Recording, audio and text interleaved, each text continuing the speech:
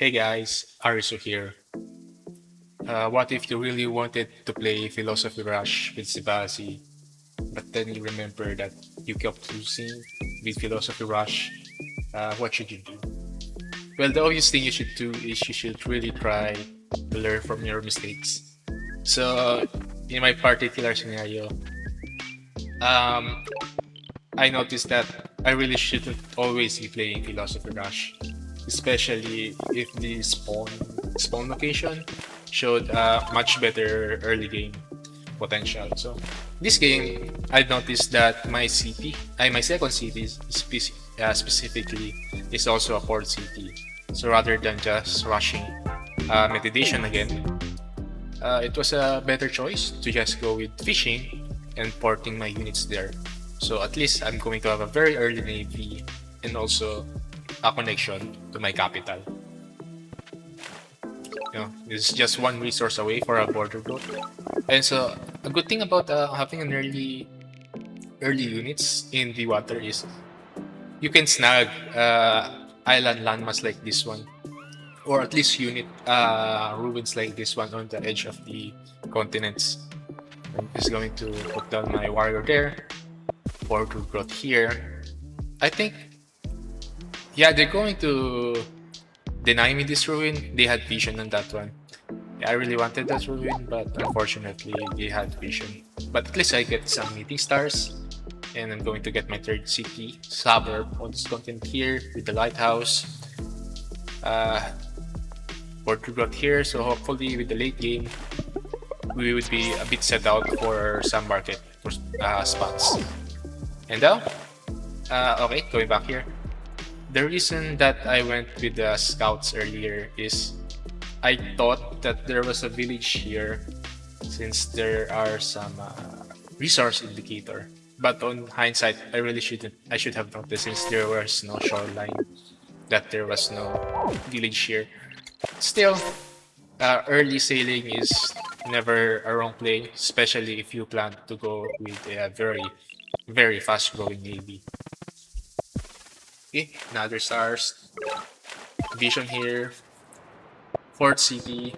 And not with the Explorer, but stars since I'm very greedy. And since I have a very early naval control, I'm just going to deny every ports. Unfortunately, they already have a Juggernaut turn 11, so a few turns ago they had the Giant. So most likely, they have a very fast-growing capital or just a city with a lot of resources. I'm still a bit far off from a giant. I only need 14 stars per turn and I don't have enough stars to buy construction. But at least I have a lot of water units. Those units will be just enough to at least deter giant from moving forward. Hit with the scout, another hit with the scout. Deny them this rough. So they just decided to part their giant here because I think they didn't know that. I think they had a fog of war here. They didn't know how much unit I have, so they just decided to play safe and park and deny me this village. So I'm just going to hit, and try to just get this village instead.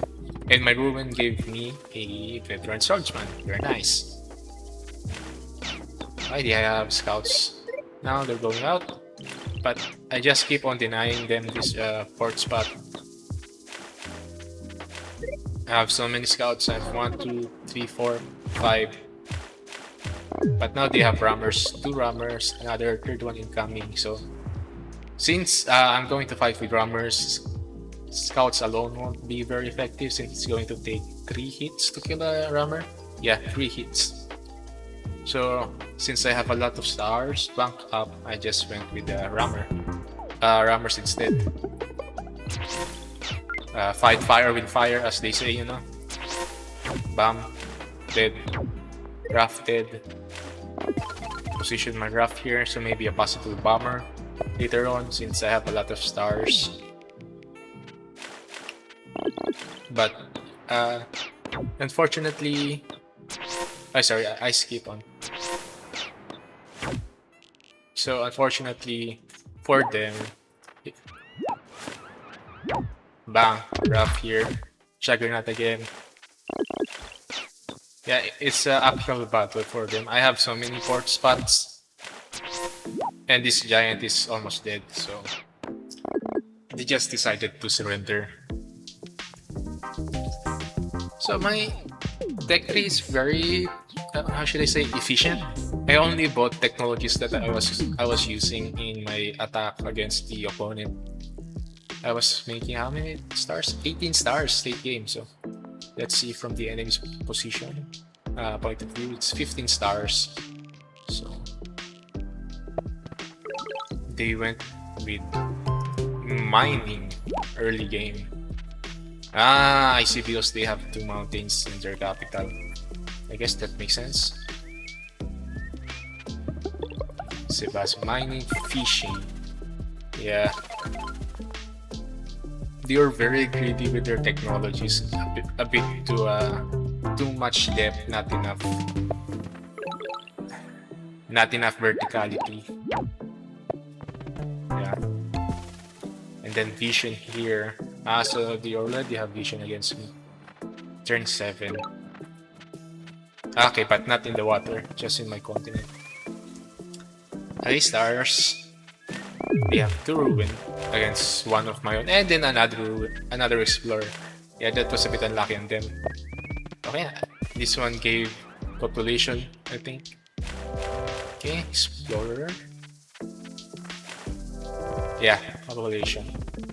For a very border growth. So that's how they were able to mix port spots here. And then turn 8 giant. Okay. Monument of Park of Ocean here. Try to get some space from me. Border growth. But now I have scouts. Wait, how he makes 14 stars? How much? 11. So I was actually behind in economy. Yeah, makes sense. He already has his own giant turn 8. Okay, moving his giant forward. Okay, now I'm going to knight them this port. Scout, bang. And then they got vision here. Riding them. Dude, why? Yeah.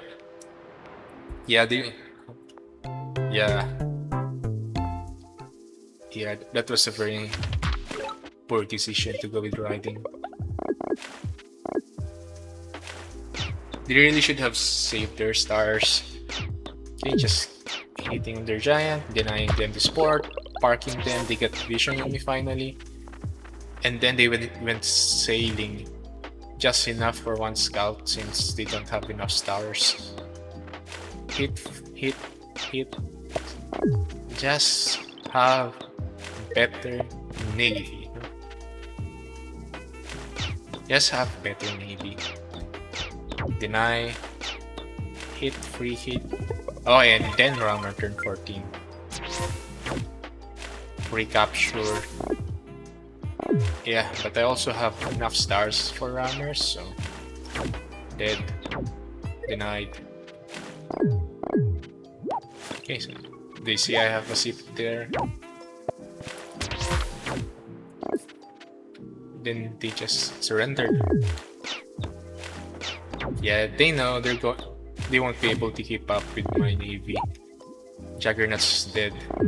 It's just a matter of time.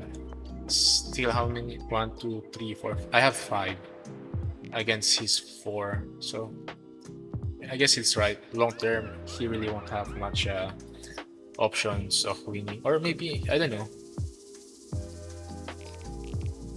Yeah, it's 5 versus 4. I have a navy. I have a superior navy than he does. Yeah, but still good game. I hope you guys liked the video. If you did, like and subscribe, and see you in the next one. So I'll do my best to always show this the end screen, since a few videos ago someone asked for the elo.